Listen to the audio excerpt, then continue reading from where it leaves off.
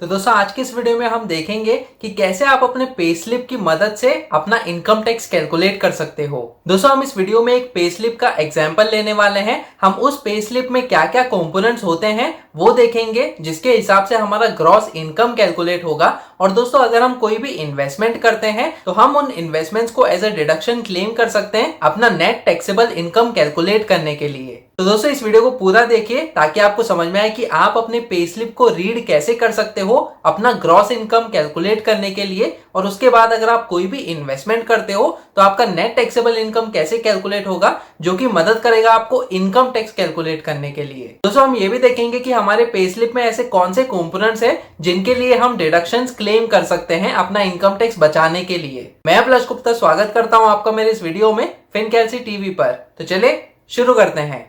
Subscribe कीजिए फिनकैलसी TV channel को और बेल आइकन को दबाइए लेटेस्ट पर्सनल फाइनेंस न्यूज़ सबसे पहले। दोस्तों अगर आप इस चैनल पे नए हो तो सब्सक्राइब कीजिए मेरे YouTube चैनल फिनकैलसी टीवी को।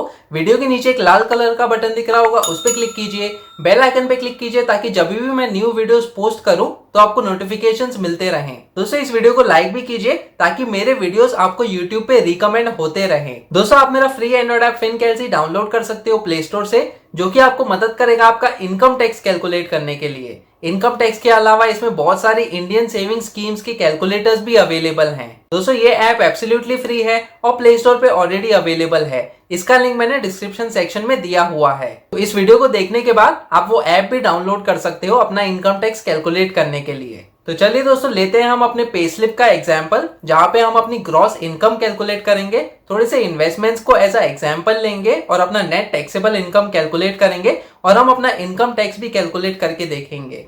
तो जैसे कि आप देख सकते हो यहाँ पे आपका बेसिक सैलरी है, एचआरए का कंपोनेंट है, कम्यूटेंस अलाउंस, एलटीए, मेडिकल और भी कई सारे कंपोनेंट्स है दोस्तों, जिसके डिटेल्स हम नहीं देखेंगे। हमारा एम यही है कि इस पे स्लिप में से हम टैक्सेबल सैलरी जो है, हमारी टैक्सेबल इनकम है, वो कैलकुलेट करें और उसी के हिसाब से अपना इनकम टैक्स कैलकुलेट करके देखें। तो दोस्तों यहाँ पे मेन जो चीज़ है वो आपका बेसिक सैलरी है, जो कि आपको दिख रहा है यहाँ पे 20,500, और उसी के आधार पे कुछ परसेंटेज होता है दोस्तों हर एक कॉम्पोनेंट का, जो कि ये नंबर्स जो हैं वो कैलकुलेट होते हैं।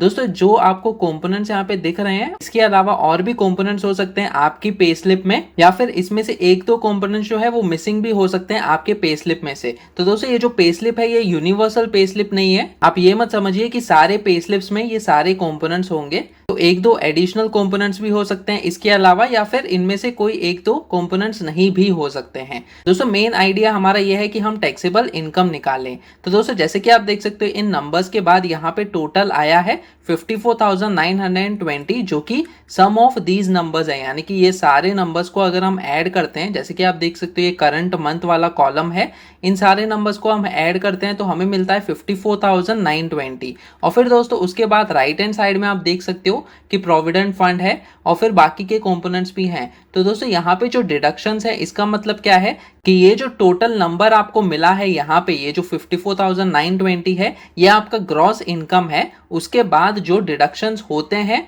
वो यहाँ पे राइट में आएंगे और ये चीज माइनस होगी आपकी ग्रॉस इनकम में से, आपका जो नेट टैक्सेबल इनकम है वो कैलकुलेट करने के लिए। और फिर दोस्तों यहाँ पे जैसे कि आप नीचे देख सकते हो कि 50,870 ये आपकी इन हैंड सैलरी है।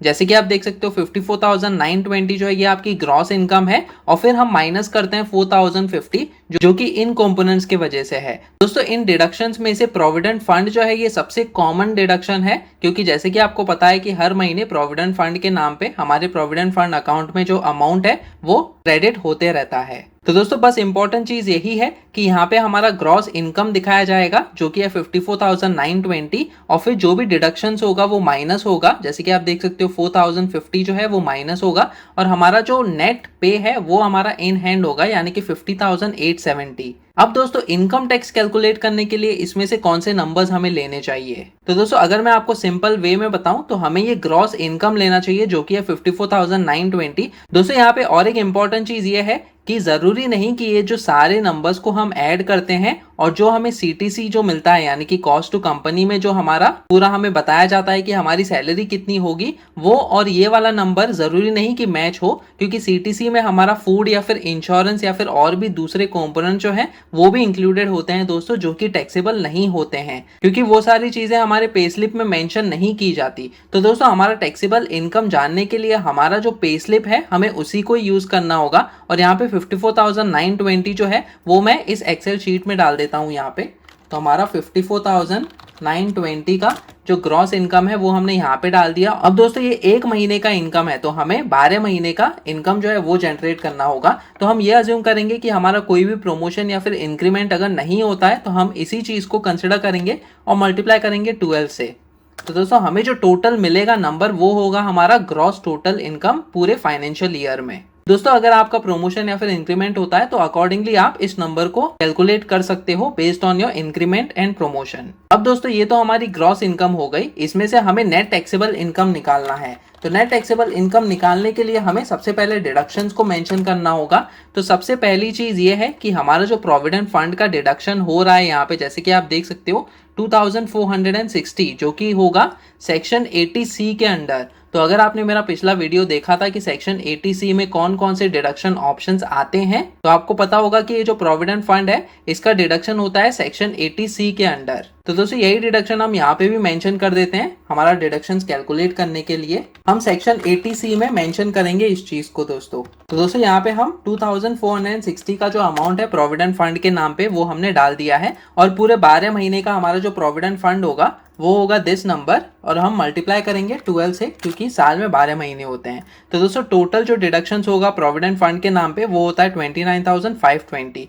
दोस्तों यहाँ पे और एक इंपॉर्टेंट चीज यहाँ पे ये है कि हम ओल्ड स्लैब रेट्स के हिसाब से यहाँ पे डिडक्शन जो है वो कैलकुलेट कर रहे हैं, क्योंकि जैसे कि आपको पता है कि न्यू स्लैब रेट्स में ये डिडक्शन जो है वो एप्लीकेबल नहीं होंगे। और दोस्तों आगे चलकर मैं आपको ये भी बताऊंगा कि जैसे ही हमारी टैक्सेबल इनकम कैलकुलेट हो जाती है तो हम हमारे इनकम टैक्स कैलकुलेटर में हमारा टैक्सेबल इनकम डालकर old income tax slab rates और new income tax slab rates के हिसाब से इनकम टैक्स हमारा कितना होगा वो भी कैलकुलेट करके देखेंगे। तो दोस्तों यहाँ पे मैंने प्रोविडेंट फंड का जो डिडक्शन है वो यहाँ पे मेंशन कर दिया है, जो कि टोटल आता है 29,520 पूरे फाइनेंशियल ईयर में। अब दोस्तों अगर आप अपनी पे स्लिप में नोटिस करो तो आपको यहाँ पे HRA यानी कि हाउस रेंट अलाउंस का कंपोनेंट भी मिलेगा, जिसके हिसाब से अगर आप रेंट पे रहते हो तो आप अपना जो हाउस रेंट देते हो उसको क्लेम करके ये जो HRA का कंपोनेंट है ये रिड्यूस करा सकते हो, ताकि आपका जो इनकम टैक्स है वो कम हो सके। तो दोस्तों इसके लिए भी एक अलग तरीके का कैलकुलेशन मेथड है,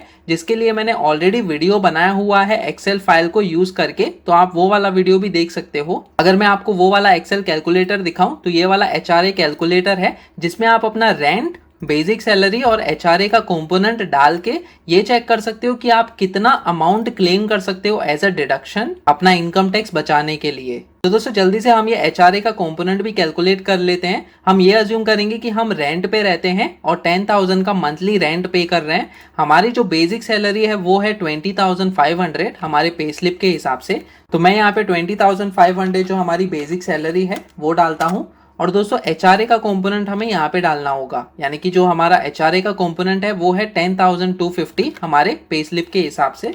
तो वो नंबर यहाँ पे आएगा। तो दोस्तों जैसे कि आप देख सकते हो ये 3 फॉर्मूलाज हैं जिसके हिसाब से हमारा जो मिनिमम है वो कैलकुलेट होता है। इसका मतलब ये है कि ये 3 कंपोनेंट्स को कैलकुलेट किया जाता है, हमारा actual HRA, actual rent minus 10% of basic salary and 50% of basic salary. दोस्तों 50% है अगर आप मेट्रो सिटी में रहते हो, और अगर नॉन मेट्रो सिटी है तो ये 40% होगा। तो दोस्तों इसके हिसाब से जो भी मिनिमम होगा इन 3 नंबर्स में से वो आपका एज अ HRA आप क्लेम कर सकते हो। जैसे कि आप देख सकते हो 95,400 जो है वो हम एज अ HRA क्लेम कर सकते हैं। तो दोस्तों यही चीज मैं यहाँ पे डालता हूँ, ये हमने HRA का कंपोनेंट डाल दिया और यहाँ पे 95,400। तो दोस्तों ये एक तरीका है एचआरए को क्लेम करने का। आपका जो टोटल ग्रॉस इनकम है उसमें से आप थोड़ा सा अमाउंट जो है वो रिड्यूस कर सकते हो, ताकि अल्टीमेटली आपका टैक्सेबल इनकम कम हो जाए और आपको कम इनकम टैक्स भरना पड़े। अब दोस्तों बाकी के जो कंपोनेंट्स है उसमें आप ज्यादा रिडक्शन नहीं कर सकते। एक चीज है यहाँ पे एलटीए यानी कि लीव ट्रेवल अलाउंस। अगर आप ट्रेवल करते हो और जो भी आपके एक्सपेंसेस होते हैं आप उसके अगेंस्ट उस अमाउंट को क्लेम कर सकते हो और अपना इनकम टैक्स बचा सकते हो। तो दोस्तों हम इस एग्जाम्पल पे ये अज्यूम करेंगे कि हम कहीं भी ट्रेवल नहीं किया हमने और इस पे हमें इनकम टैक्स भरना होगा। दोस्तों और एक इंपॉर्टेंट चीज यहाँ पे ये है कि जब हम सैलरीड एम्प्लॉय हैं तो हमें स्टैंडर्ड डिडक्शन मिलता है जो कि एक फ्लैट डिडक्शन है दोस्तों। तो जो फाइनेंशियल ईयर 2021 और 22 चल रहा है उसमें जो फ्लैट डिडक्शन है वो है 50,000 रुपीज। तो दोस्तों क्या होगा कि आपका जो ग्रॉस इनकम है, जैसे कि आप देख सकते हो 6,59,040 रुपीज, उसमें से डायरेक्टली 50,000 जो है वो माइनस किया जाएगा क्योंकि आप सैलरीड एम्प्लॉय हो। एज अ स्टैंडर्ड डिडक्शन आपको मिलता है जो कि मदद करेगा हमारा इनकम टैक्स बचाने के लिए। और दोस्तों इसके अलावा आप सेक्शन 80C में मैक्सिमम 1.5 लाख रुपए तक इन्वेस्टमेंट करके अपना इनकम टैक्स बचा सकते हो। तो यहाँ पे तो हमने सिर्फ पीएफ का केस कंसिडर किया है, आप और भी सेविंग स्कीम्स में इन्वेस्ट कर सकते हो जैसे कि पब्लिक प्रोविडेंट फंड या फिर national saving certificates, 5 years fix deposits, life insurance policies और भी कई तरीके की सेविंग स्कीम्स है दोस्तों जो कि आपको मदद करेंगे अपना इनकम टैक्स बचाने के लिए। तो आप उसमें भी इन्वेस्ट करके यहाँ पे 1.5 लाख रुपए तक मैक्सिमम इन्वेस्ट करके अपना इनकम टैक्स बचा सकते हो। तो दोस्तों अगर हम वो भी चीजें कंसिडर करें तो यहाँ पे मैं आधा सेक्शन 80C का कंपोनेंट डाल देता हूँ और दोस्तों यहाँ पे हम मैक्सिमम 1.5 लाख रुपए तक इन्वेस्टमेंट कर सकते हैं। तो मैं क्या करता हूँ कि 1.5 लाख रुपए करता हूँ यहाँ पे और माइनस करता हूँ ये चीज जो कि प्रोविडेंट फंड जो कि ऑलरेडी इंक्लूड की गई है सेक्शन 80C में।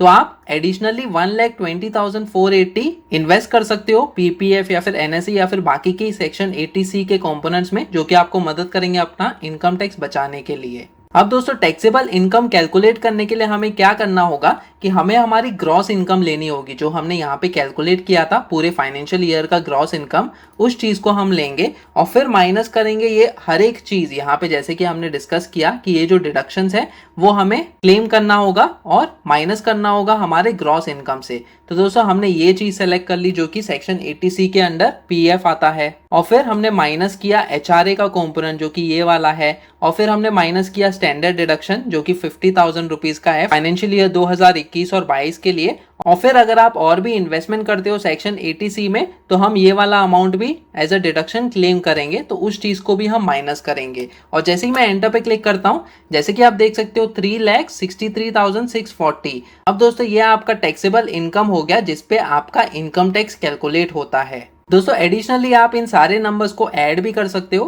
तो मैं यहाँ पे फॉर्मूलाज में सम का जो फॉर्मूला है वो डालूंगा। तो आपका टोटल डिडक्शन होता है 2,95,400 और इसी चीज को अगर हम माइनस करते हैं ग्रॉस इनकम से यहीं पे ही तो ये वाला जो नंबर है वो मैच होगा हमारे नेट टैक्सेबल इनकम से जो कि हमने यहाँ पे कैलकुलेट किया है। अब दोस्तों मैं क्या करूंगा कि हमारे जो इनकम टैक्स कैलकुलेटर है उसमें हम ये ग्रॉस इनकम डालेंगे और फिर ये वाला जो इन्वेस्टमेंट्स है टोटल डिडक्शन जो है वो वाला वैल्यू डालेंगे और चेक करेंगे कि ओल्ड स्लैब्स और न्यू स्लैब्स के हिसाब से हमारा इनकम टैक्स कितना होता है। तो दोस्तों यहाँ पे हम इनकम टैक्स कैलकुलेटर में यहाँ पे जो इनकम है वहां पे हमारी ग्रॉस इनकम डालेंगे जो कि है 6,59,040 रुपीज।